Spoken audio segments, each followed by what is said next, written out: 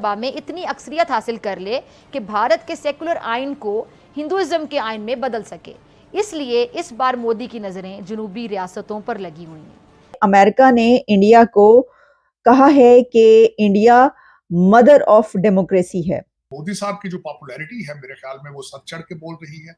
उनका इलेक्शन जीतेंगे और एक लैंडस्लाइड करेंगे, इसमें कोई शक नहीं है। इनका जो सर्वे किया था 543 सीटों में से उसमें एनडीए के खाते में यहां पर 390 सीटें जाती हुई नजर आ रही है। भाई इंडिया गठबंधन जो है वो 100 से भी नीचे जाता हुआ नजर आ रहा है। अदर्स के खाते के अंदर 57 सीटें। इसके अलावा भारत का एक एक शहर के अंदर मेरी दोस्तियां हैं, मेरी मोहब्बत है, प्यार है, सबको पता है, इसमें कोई बात नहीं है।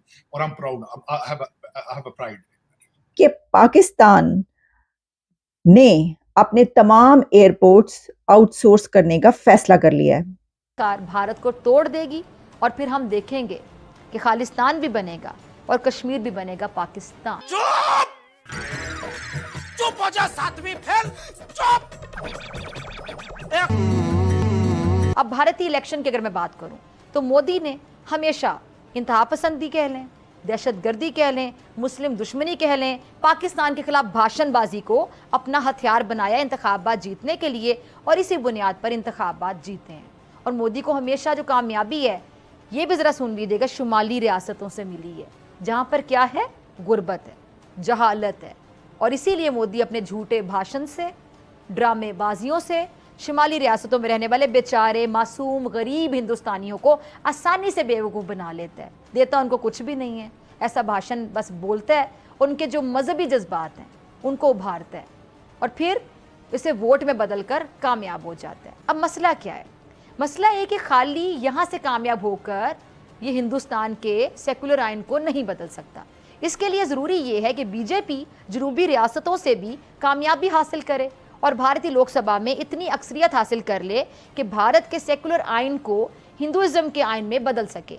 इसलिए इस बार मोदी की नज़रें जुनूबी रियासतों पर लगी हुई हैं जहाँ कारोबार है, बिजनेस, तरक्की करती हुई मईशत है, जहाँ के बाशिंदों की फीकस आमदनी बाकी रियासतों से बहुत ज़्यादा है।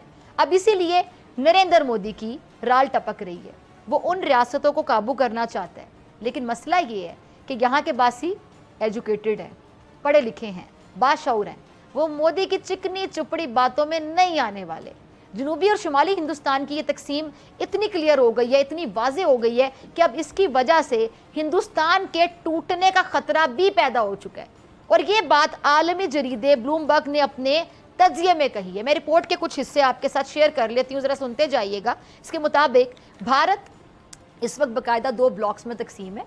जनूबी ब्लॉक उभरता और तरक्की करता और शुमाली ब्लॉक पसमानदा है। जनूबी और शुमाली ब्लॉक की जो बढ़ती जोग्राफियाई तकसीम है उससे हिंदुस्तान के टुकड़े होने का इम्कान है। शुमाली ब्लॉक में हिंदी ज़बान, मर्दाना हिंदू शनाख्त की सियासत और मुसलमानों पर जुल्म व सितम है। जरीदा ये लिखता है कि जनूब नया हिंदुस्तान है जहाँ पे दौलतमंद हैं। यहाँ से मोदी की पार्टी को वोटों का कम हिस्सा मिलता है। बीजेपी गरीब, ज़्यादा आबादी वाले, देही, हिंदी बोलने वाले शुमाल पर इन्हिसार करती है और ये तकसीम इंतखाबात में अहम मसला होगी। तवील मुद्दत में तकसीम ख़तरनाक सूरत हाल में आइनी बहरान भी पैदा कर सकती है और हिंदुस्तान की सिंगल मार्केट को तोड़ भी सकती है। जोग्राफियाई तकसीम अक्सर ममालिक की तरक्की पर असरअंदाज होती है और ये आलमी जरीदे का तज्जिया है कि हिंदुस्तान की 28 रियासतों में से जनूबी 5 रियासतें आंध्र प्रदेश, कर्नाटक, केरला, तमिलनाडु और तेलंगाना में 20% आबादी है और ये शहरी और अमीर लोग हैं और बेहतर हुकूमत और तालीम और इमलाक के हकूक़ बेहतर कार करते हैं। और इस ब्लॉक ने आप कह लें कि इंटरप्राइज और बेहतरीन जो मालियाती निज़ाम है उसको फ़रोग दिया है और जुनूब का हिंदुस्तान के जीडीपी में हिस्सा जो बनता है वो तकरीबन 31% है। और गैर मुल्की सरमायाकार कारोबारी अफराद की पसंदीदा जगह भी जनूबी रियासतें हैं। मल्टी नेशनल कंपनीज़ के जो नुमाइंदे हैं, डिज़ाइनर्स हैं, आर्किटेक्ट्स हैं और दीगर जो पेशावर अफराद हैं, उनका तकरीबन 79% जो मरकज़ है वो जनूबी हिंदुस्तान में है। और मज़े की बात है कि जनूबी रियासतों की सियासत भी शुमाल से बिल्कुल अलग थलग है। ये लोग मोदी को बिल्कुल घास नहीं डालते। मोदी की जो भारतीय जनता पार्टी है उसका जनूब में बस नहीं चलता और 2019 में बीजेपी के सिर्फ 11% वोटर्स और इसकी जो पार्लिमानी नशिस्तों का महज 10% जनूब से था।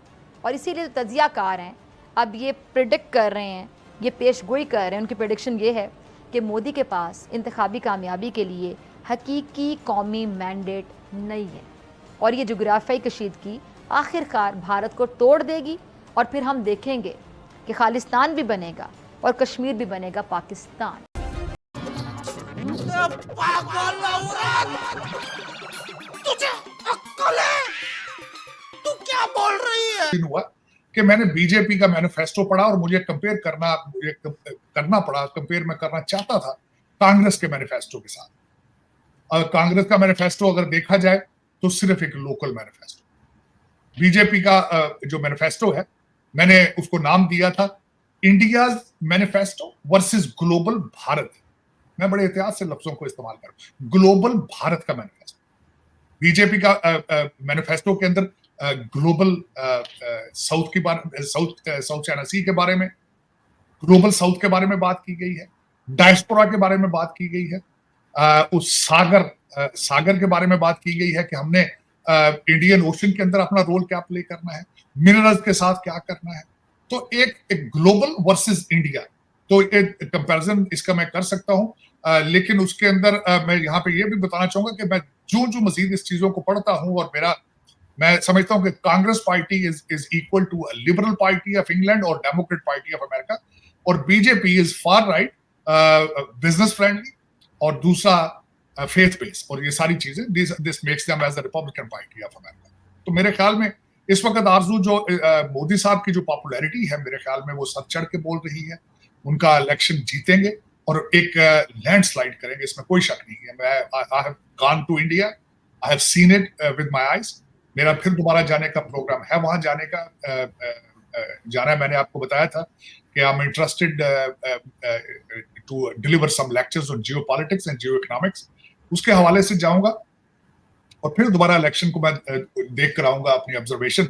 लेकिन आई एम वेरी प्लीज्ड कि मोदी साहब has a list of accomplishment, इसमें नो क्वेश्चन अबाउट इट। उनके जो 10 साल हैं, कंपेयर किया जाए तो पिछले सालों से, there is not a single leader who has delivered this much.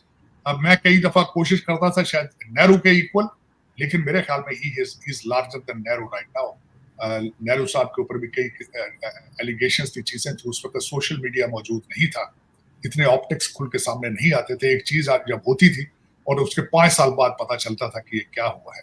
तो मैं I am a huge fan of history of सब कॉन्टिनेंट, जिसमें ना सिर्फ मैं इंडिया, तो अभी कल बना है पाकिस्तान, इससे पहले इस रीजन के अंदर जो होता रहा है, जिस तरीके से इन्वेजन्स होती रही हैं, कॉलोनियलिज्म था, यहाँ पे जंगें होती रही हैं, मैं सारा उसको इन डिटेल अब दोबारा पढ़ रहा हूँ मैं उसको, और मैं I am very much interested.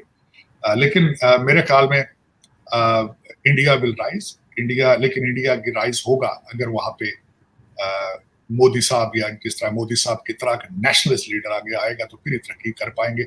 अगर यहाँ से कुछ पीछे हटे, कोलिजन की तरफ गए, दुनिया के अंदर मैं ये आरज़ू सिर्फ भारत के हवाले से नहीं कह रहा हूँ, जहां भी कोलिजन गवर्नमेंट्स होती हैं तरक्की रुक जाती है। वो पार्टियां एक दूसरे के साथ तनकीद बराए तनकीद लड़ते हैं, अपनी पार्टी लॉयल्टी की बेस पे लड़ते हैं। अमेरिका की मिसाल आपके सामने होनी चाहिए। कांग्रेस के निचले हाउस के अंदर रिपब्लिकन है, सेनेट के अंदर डेमोक्रेट है, तो कुछ भी हासिल नहीं हो रहा है वहां। तो यही हालात पहले अगर देखा जाए तो प्री मोदी हालात भारत के भी यही थे, एक दूसरे के साथ सारा दिन लड़ते थे, पार्टी के साथ सियासी अपनी उसके बेस पे, और उसमें नुकसान कंट्री का होता था, नुकसान वोटर्स का होता था। मेरे ख्याल में India has moved away from it, और उनकी तरक्की का सीक्रेट भी यही है। Otherwise it was not possible जो उन्होंने अचीव किया है, नॉट ओनली नेशनली बल्कि इंटरनेशनली। बिल्कुल सर, लेकिन साथ अभी हम ये भी देख रहे हैं कि जब रिजल्ट्स आएंगे तभी वहां पे सही सूरत हाल पता लगेगी, क्योंकि पाकिस्तान की तरफ पहले से तो रिजल्ट पता नहीं होता। लेकिन भारत का एक एक शहर के अंदर मेरी दोस्तियां हैं, मेरी मोहब्बत है, प्यार है, सबको पता है, इसमें कोई बात नहीं है, और I am proud, I have a pride. बिल्कुल ऐसे ही सर, मुझे भी बहुत प्यार मिला है वहां से, और अब तो जब से मैंने वो घर भी देखा है अपने दादा का, तो और भी ज्यादा अटैचमेंट हो गया। मैं जाऊंगा, मेरे लिए बड़ा इमोशनल था वो वीडियो को आपका देखा, और मैं सोच सकता हूँ कि आपकी क्या फीलिंग्स हो। बिल्कुल ऐसे ही sir, thank you so much कि आज आपने ज्वाइन किया, बहुत शुक्रिया, थैंक यू। तो दोस्तों, कैसी लगी आपको ये वीडियो कमेंट सेक्शन के अंदर ज़रूर बताएं, अपनी राय ज़रूर दें, और अगर आपको ये वीडियो पसंद आई है तो वीडियो को लाइक करना ना भूलें और चैनल को सब्सक्राइब ज़रूर करें। साथ ही में बेल आइकॉन जरूर दबाएं ताकि लेटेस्ट वीडियो आप तक पहुंच सके। जैसा कि हमने इस वीडियो में देखा कि साजिददार और कमर चीमा ने बातें करी इंडिया के करंट टॉपिक्स के ऊपर, जैसे कि जो इलेक्शन भी नज़दीक आ रहा है और उस पर जो साजिददार ने बताया कि कैसे जो मोदी जी है हाल ही में 10 सालों में जो काम किया है उसके अकॉर्डिंग वही जीतेंगे, और जो केजरीवाल है वो अरेस्ट भी हो गए हैं। साथ ही में जो साजिददार ने यह भी बताया कि कैसे किसी देश को चलाने के लिए बड़ी बड़ी डिग्रियों की ज़रूरत नहीं होती है। मोदी जी जो कि एक आम आदमी थे पॉलिटिक्स के अंदर आकर, और उन्होंने पूरे इंडिया का नक्शा ही बदल दिया।